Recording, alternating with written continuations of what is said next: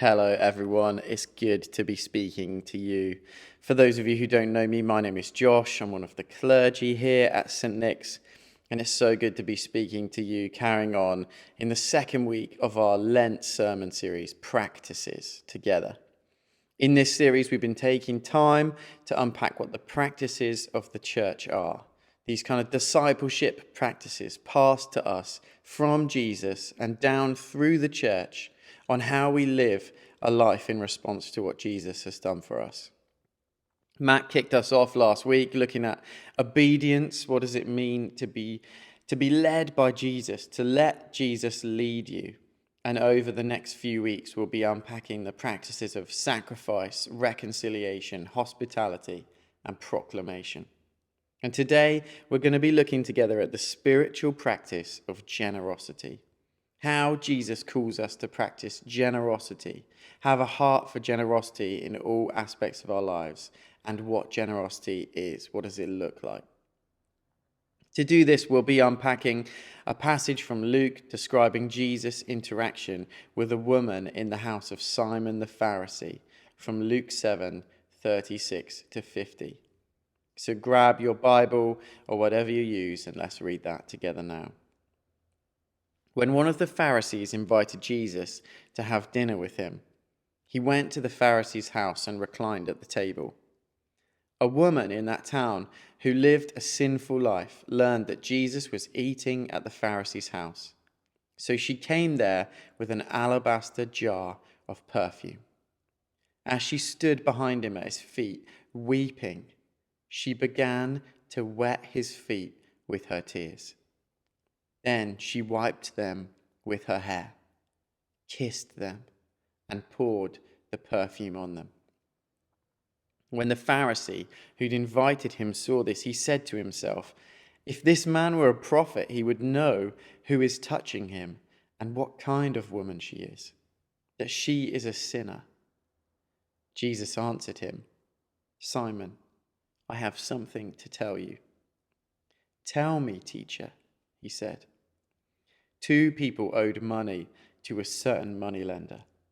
One owed him 500 denarii, the other 50. Neither of them had the money to pay him back, so he forgave the debts of both. Now which of them will love him more? Simon replied, "I suppose the one who had the bigger debt forgiven." "You have judged correctly," Jesus said. Then he turned toward the woman and said to Simon, "Do you see this woman?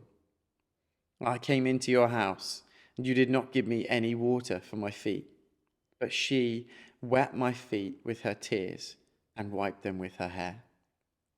You did not give me a kiss, but this woman from the time I entered has not stopped kissing my feet. You did not put oil on my head, but she has poured perfume on my feet. Therefore I tell you, her many sins have been forgiven, as her great love has shown. But whoever has been forgiven little loves little."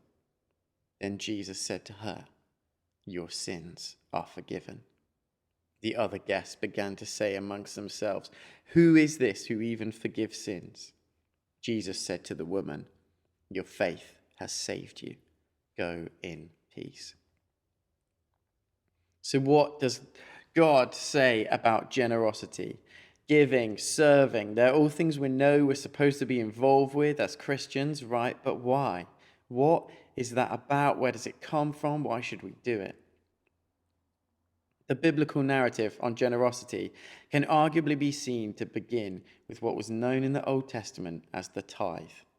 The people of God who've been chosen by God, rescued by him, are given the law that was to teach them how to live in right relationship with the God who made them, loved them, chose them, and saved them.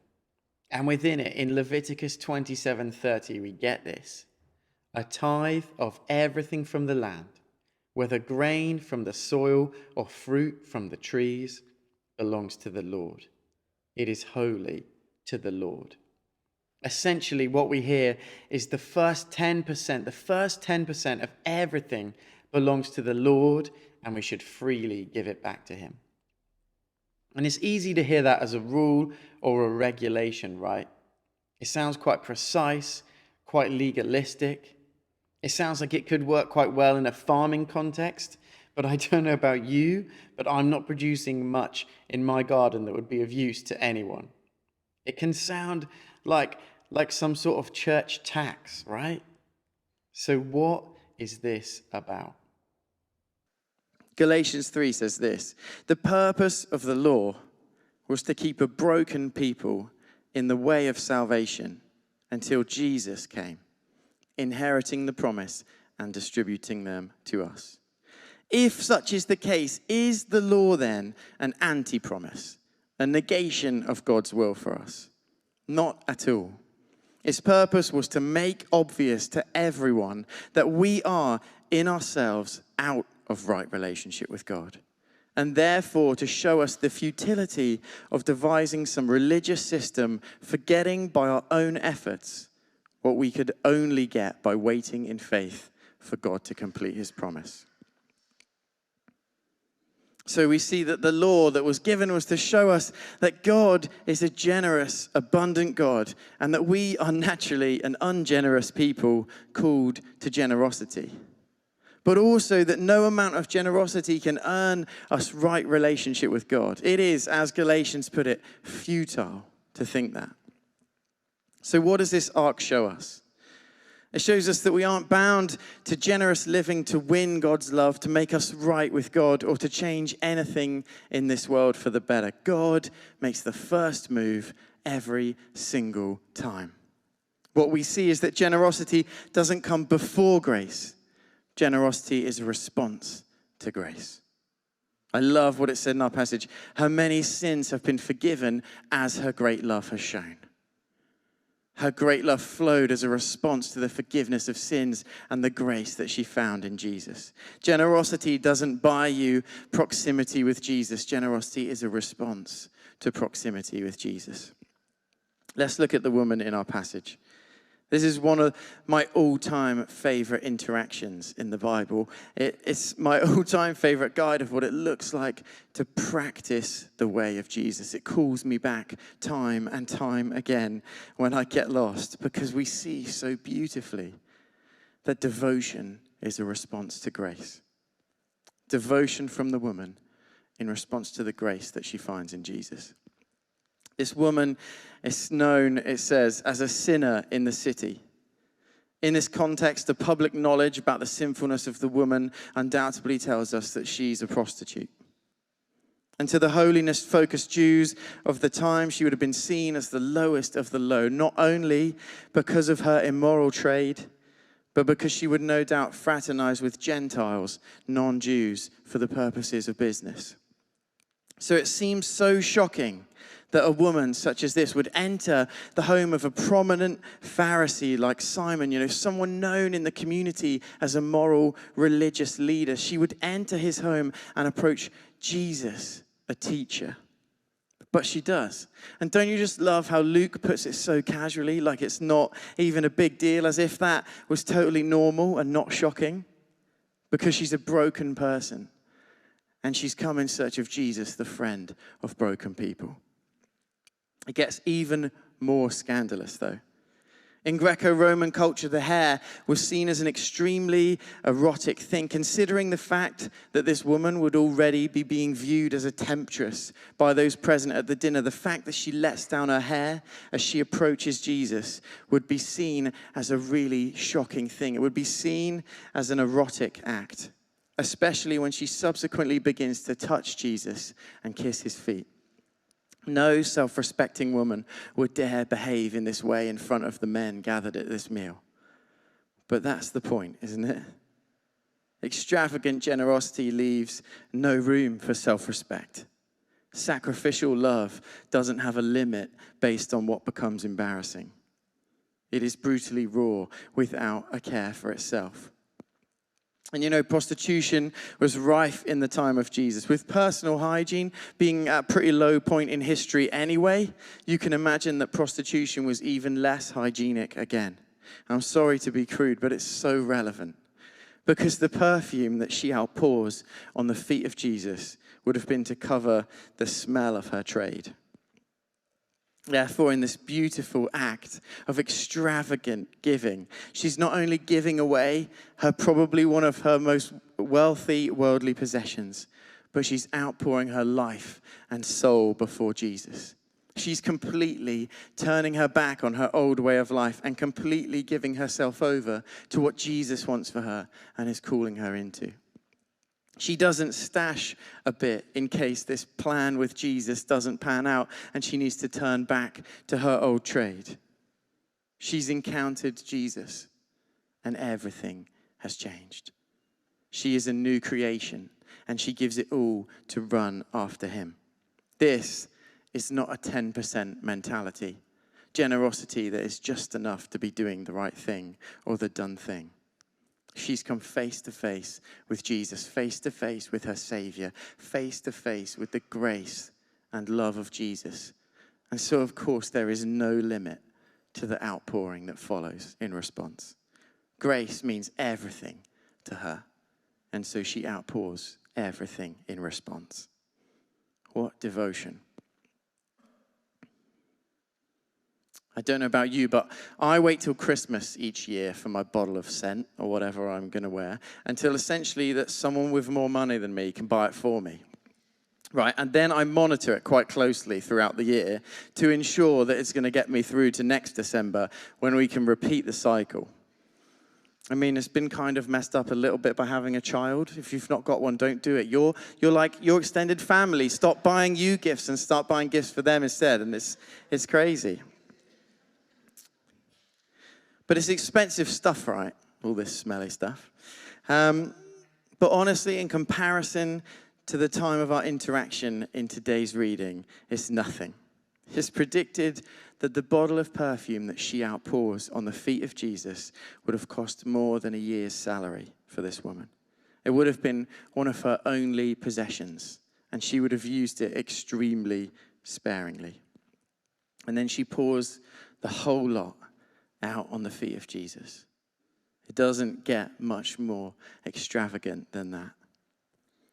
But even further than this, Luke takes the opportunity here to outline the differences in reaction between the host, Simon, the Pharisee, the good, religious, upright guy who was known in the community as a good guy and was bound by a strict code of hospitality, and the woman who wasn't invited, was known as a sinner, wasn't supposed to be there, didn't have a seat at the table. We read in verse 44 to 45, I came into your house. You did not give me any water for my feet, but she wet my feet with her tears and wiped them with her hair. You did not give me a kiss, but this woman from the time I entered has not stopped kissing my feet. You did not put oil on my head, but she has poured perfume on my feet. Simon has dishonored Jesus as his guest by not fulfilling his role as a host. And the woman has fulfilled it. However, we shouldn't make the mistake of thinking that she's merely done what Simon should have done. Jesus shows this. Custom dictated that he had some water for his feet, but she washes them herself with her tears. Custom dictated he was given a towel to dry them, but she dries them herself with her hair. Custom dictated a single kiss on the cheek or the hand, but she lavishes kisses upon his feet. Custom dictated that his head be anointed with household olive oil, but she anoints his feet, and not just with olive oil, but with costly perfume. All of her actions are done at the feet of Jesus, the most unclean part of the body, which just shows all the more extraordinary the humility of the act. You see, she doesn't just follow the custom that would be sufficient to honor Jesus. She goes as far as she possibly can in an act of extreme, extravagant generosity, devotion, and outpouring of sacrificial love. That is what we are called to this evening. That is what biblical generosity looks like in response to what Jesus has done for us. She's encountered the grace of Jesus, and her whole mentality about what matters has shifted. So that is my first point today, that you are saved by grace and grace alone. You are free.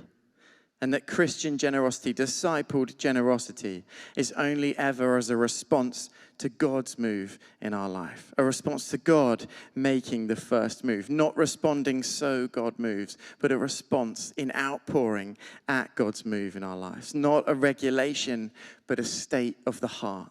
Sacrificial love outpoured in freedom in response to who Jesus is.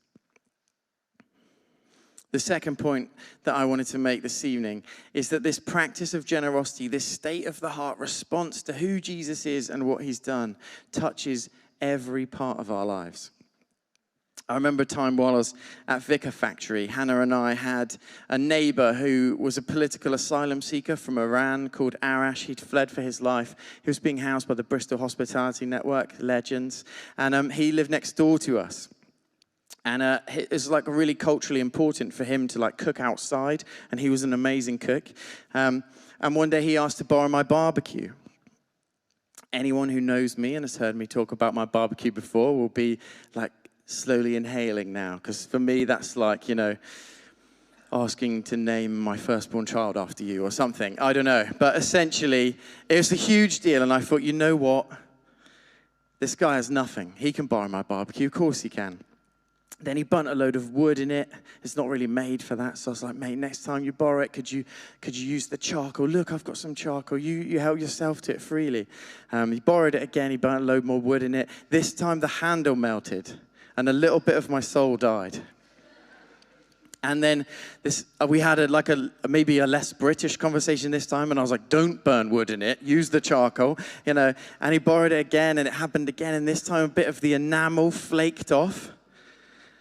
And now I was dying inside. And I thought, you know what? I need to be really generous here. So I got Arash his own barbecue. And I got him his own barbecue tools and his own stock of charcoal. And I was like, here you go. I give it to you freely. This is yours. You don't need to borrow my barbecue anymore. And then his got left somewhere and he used mine again. And in the end, I had to have a strong word of myself as I felt the graciousness of Jesus say, look, Josh, you can't buy your way out of being generous with your things. Because there was no part of me that was being generous in this scenario. It was all a ploy so that I would get to keep my barbecue nice and how I wanted it to be. There was no generosity of heart involved in this, and I felt that gentle rebuke. Because that's what we believe, right? Generosity is in all aspects of our life. You can't do one to negate doing another. It's a posture of the heart that we see in all things. And we see this from the woman in our passage. She's generous with her possessions, yes. But she's also generous with her devotion. Generous with her pride as she humbles herself. Generous with the way that she might be perceived by the onlookers. Generous with her reputation. There's this phenomenal passage in Acts where we get this snapshot into the early life of the church. I'll read it now. It's in Acts 2, the rubber is hitting the road for the early church, and this is what we hear. They devoted themselves to the apostles' teaching and to fellowship, to the breaking of bread and to prayer. Everyone was filled with awe at the many wonders and signs performed by the apostles. All the believers were together and had everything in common. They sold property and possessions to give to anyone who had need. Every day they continued to meet together in the temple courts. They broke bread in their homes and ate together with glad and sincere hearts, praising God and enjoying the favor of all the people. And the Lord added to their number daily those who were being saved.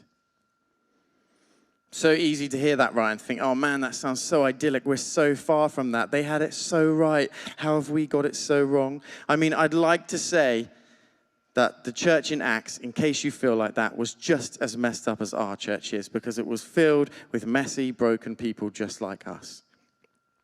But I love what we see in that snapshot about the things they were generous in.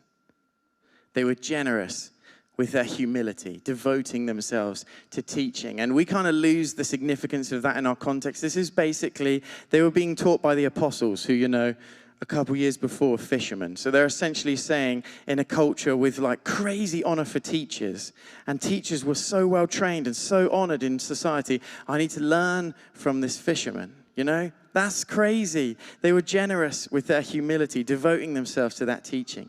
They were generous with their time, devoting themselves to fellowship together, intentional time. They were generous with their prayer as they grappled for the kingdom to come around them.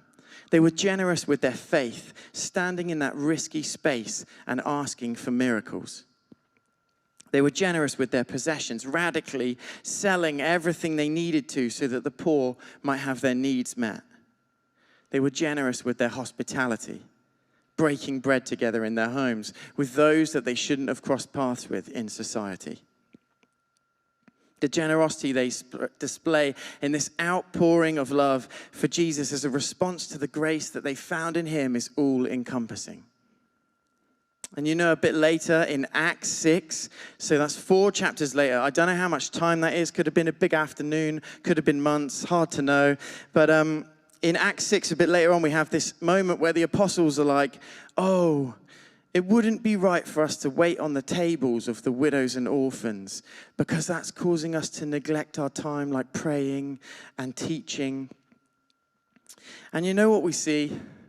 The apostles who say that, the apostles who choose to shut off their generosity in one aspect of their lives and use another area of generosity as an excuse for that, fade to the background of the story. They fade to the background of the story.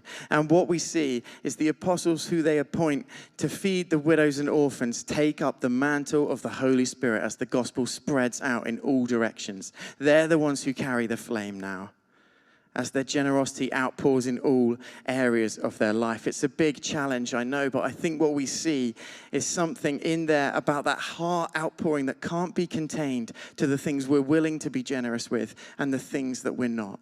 An outpouring of the heart in devotion encapsulates all areas of our life. This is something that God has really been challenging me about and speaking to me about at the moment. Those of you who know my wife Hannah and I will know, and we heard a bit in the prayers maybe earlier, that we have a real heart for South Bristol that God has put on our hearts. And I think God's been doing something really significant in challenging me at the moment, because it would be easy for Hannah and I to say, we're so sacrificial and we're so generous in pursuit of our heart for South Bristol, our heart to see God move in South Bristol. You know, we've given a lot of time, we've given a lot of money, we've made a lot of sacrifices. We live there in quite a tricky neighborhood. We love that neighborhood, but sometimes it's a sacrificial love to be there. And it costs us. So it would be easy for us to say, you know, we've been so generous. And I've recently felt really challenged by the Lord. And he said, Josh, you've not been generous on your knees for South Bristol. You've not been generous with your pride. You've not been generous with your willingness to admit that you don't have the answer and that you can't do it without me. And God has been really challenging me to be generous with my pride, with my time spent in prayer, with my crying out for God to move in South Bristol. And it's been an amazing few weeks, to be honest. I'm sorry, I'm getting quite emotional because I don't seem to be able to talk about it at the moment without crying. But it's been an amazing few weeks where I've started to let my heart outpour to God in the prayer, in the contending, in the stuff that I can't control or I don't have a plan for or is too big for me to deal with. And I think it's pretty obvious in South Bristol that something is happening at the moment that is too big for any of us to deal with, and we need the Lord. So I've been in that prayer room on my knees, covered in snot and tears, crying out for South Bristol. But you know what? You can't outgive God. He's met me in those moments like I haven't experienced for such a long time. He has grown my heart in a way that I haven't experienced for that place in such a long time. And it's been the greatest privilege to outpour to God and feel him and know him meet me in that moment and hear him proclaim hope over a place that feels so hopeless. So can I invite you to join me this evening and ask God where he's inviting you to grow in your generosity? What area of your life he's asking you to take a step of growth in? What area could you be more intentionally generous in? Maybe it's an area of generosity that you need to rediscover. We talk a lot in this community about praying, serving, and giving, right? That isn't because these are things that we need or things that you should maybe pick your favorite one that you're passionate about. They aren't things that we want from you. They're things that we want for you. Because they tend to be indicators of a heart outpouring to Jesus, and Jesus meets us in that moment in a way we can't comprehend. Because this posture of an outpouring heart encapsulates every area of our lives. And finally, this evening, we see that practicing generosity is to prophetically declare the abundance of God. In our passage, we don't see Jesus chastise the woman for her generosity, or tell her to be sparing with her outpouring, or cautious with her possessions or her reputation. And I believe that that's because in Jesus we see him constantly act out a kingdom mentality on generosity.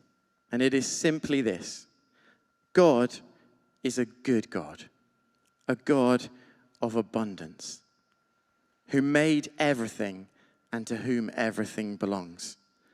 And he does not hold out on his children.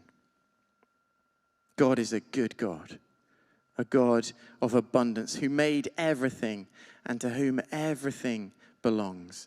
And he does not hold out on his children. Jesus lived as though he truly believed the promise that he makes in Matthew 7:11. If you, then though you are evil, know how to give good gifts to your children, how much more will your Father in heaven give good gifts to those who ask him? Jesus' mindset of the abundance of God meant he could live sacrificially and generously from the stable to the resurrection, even towards his enemies. That's why when he said seemingly wild things like sell your possessions and give them to the poor, or don't worry about your life, he's inviting us to live by a different story. One where we stand up to and call out the lie that there is not enough for what it is, a lie. The birth, life, death, and resurrection of Jesus show that God can turn death to life, evil to good, despair to hope, and scarcity to abundance. When we believe that there is enough, we begin to see opportunities for generosity all around us, or opportunities to experience the abundance of God's new kingdom. I spoke this message this morning at church, and before the service, I was stood in that little dark bit at the back over there, quickly reading my notes again to refamiliarize myself with them. And my 1-year-old son came up to me, and he got his face right in my face. And I said, "Oh, what have you got?" And he said, "Pastry." And I said, "Can I have some?" And he said, "Yeah." And he just shoved it straight in my mouth. And this is not because my toddler is wildly generous. I don't know if you've met a lot of toddlers, but generosity is not really a trait you tend to see in toddlers. So what was going on there? Well, what was going on is that Amos believes when he's in this building that there is no shortage of pastry. At any given moment during the service, he can walk up to the cafe at the back, look longingly into the eyes of the person on cafe and say, "Pastry, please," and he'll get another one. He doesn't think that they'll ever run out. There is an abundance of pastry when Amos is in this building. So, of course, he will freely share the one he's got in his hand now. He can just go and get another one. When we believe that there is enough, we begin to see opportunities for generosity all around us. Opportunities to experience the abundance of God's new kingdom. To practice generosity is to prophetically declare to a broken and frustrated world that has a mentality of scarcity that leads to violence and disorder, that there is a God of abundance who is for them and has good things for them that will never run out. There is always enough in Jesus.